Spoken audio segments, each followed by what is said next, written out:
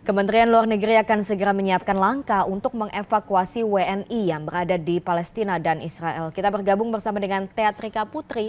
Tea, apa saja langkah yang dilakukan pemerintah untuk mengevakuasi WNI?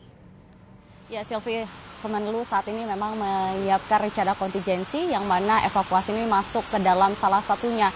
Namun terkait dengan bagaimana proses evakuasi dan kapan akan dilaksanakan evakuasinya, dari pihak Kementerian Luar Negeri ini belum menyampaikan secara konkret terhadap publik maupun awak media. Namun hingga saat ini Kementerian Luar Negeri masih terus melakukan pemantauan di Palestina maupun Israel dengan bekerja sama di 3 KBRI, yakni KBRI Aman, lalu Airo, dan juga KBRI Beirut. Sehingga Kementerian Luar Negeri mengimbau kepada warga negara Indonesia yang masih berada di Palestina maupun Israel apabila tengah mengalami situasi darurat sehingga langsung menghubungi hotline yang berada di 3 KBRI tersebut.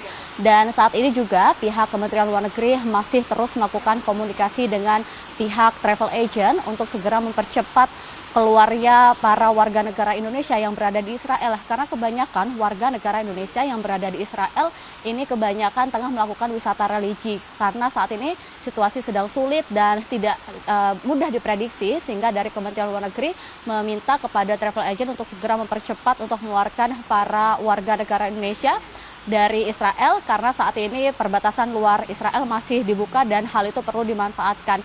Dan menurut keterangan dari Direktur Perlindungan Warga Negara Indonesia Kementerian Luar Negeri Yuda Nugraha, mengatakan situasi dan kondisi di Palestina maupun Israel saat ini tentunya bervariasi dan berbeda-beda tergantung dengan titik dan juga lokasinya. Namun dari beberapa lokasi ini memang ada yang relatif aman. Meski begitu, dari pihak Kementerian Luar Negeri tetap mengimbau kepada warga negara Indonesia yang berada di Palestina maupun Israel untuk segera keluar dari kedua negara tersebut, mengingat kemungkinan adanya meningkatnya eskalasi konflik yang akan terjadi antara Israel dan juga Hamas. Selain itu, menurut data dari Kementerian Luar Negeri, saat ini terdapat 45 warga negara Indonesia di Palestina yang terdiri dari 10 warga negara Indonesia yang berada di Gaza dan 35 berada di tepi barat. Sementara untuk di Israel sendiri terdapat 230 warga negara Indonesia yang masih berada di Israel, dan kebanyakan mereka adalah para warga negara Indonesia yang melakukan wisata religi di sana. Dan saat ini diplomasi masih terus dilakukan oleh pemerintah Indonesia